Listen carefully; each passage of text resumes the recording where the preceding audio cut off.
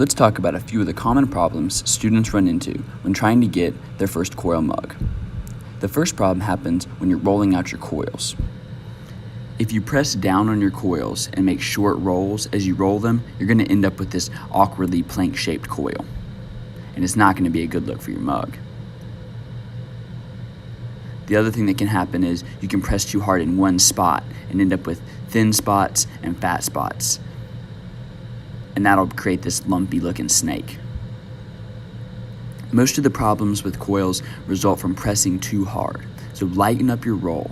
Roll light and long, and you won't end up with a snake that looks like that. Let's try a good one. Get a fresh piece and have a very light, quick touch as you roll, moving your hand front to back but also side to side so that you roll out both the left and right side of the coil.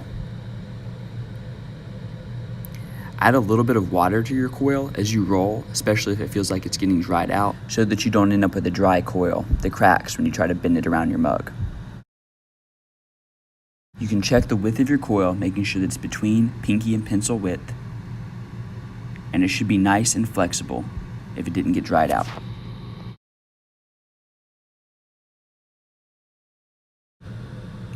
Now let's take a look at the next common problem, which is forgetting to scratch your coils so that your beautiful cup falls apart so easily, like that. Very disappointing.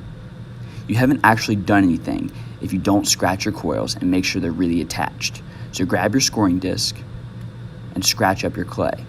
But you can't scratch lightly, like that. That's not nearly enough scratching to get the clay to actually attach.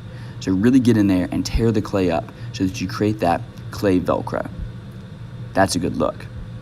Scratch your base, scratch the belly of each coil, scratch the top of each coil, dab with water, press your coil on.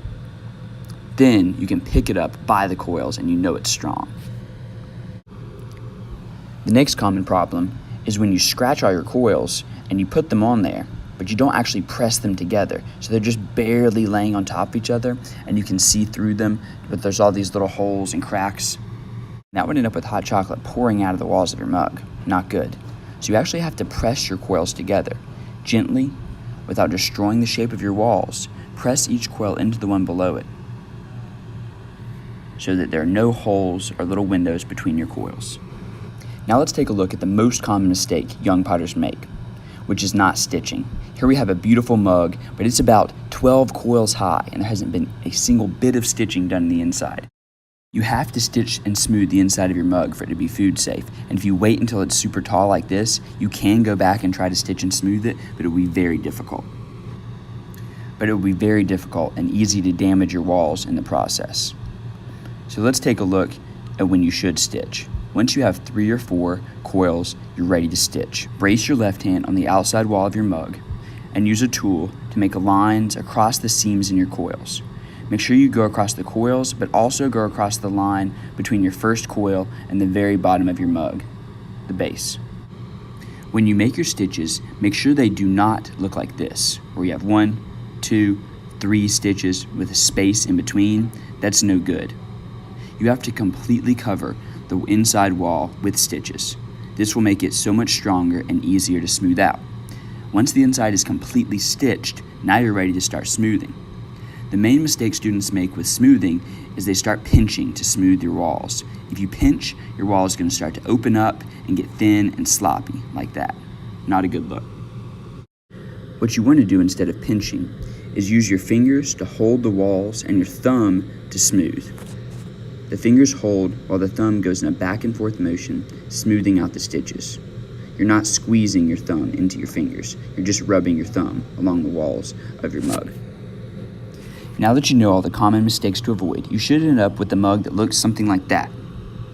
But this mug is not quite tall enough yet. We want it to be a little bit taller than our fist and somewhere in between fist height and thumbs up height. That's a good size for a mug. So let's add a few more coils to this. We're gonna roll out nice, even, pinky to pencil thick coils, scratch them, dab them with water, press them on, stitch them,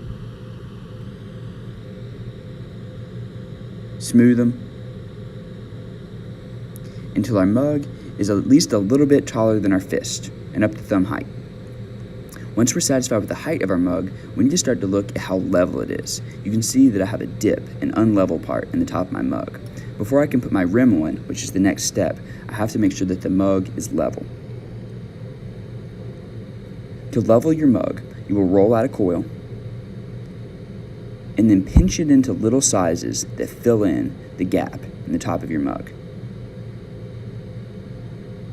This may take several coils, and you'll have to kind of jigsaw them together to get the shapes you need. Then take them off and scratch them, dab them with water, and press them back into place. Then stitch them and smooth them into the rest of your mug. Now you have a well-built mug at a good height, and we're ready to add the rim, the handle, and the foot. And we will look at those features tomorrow.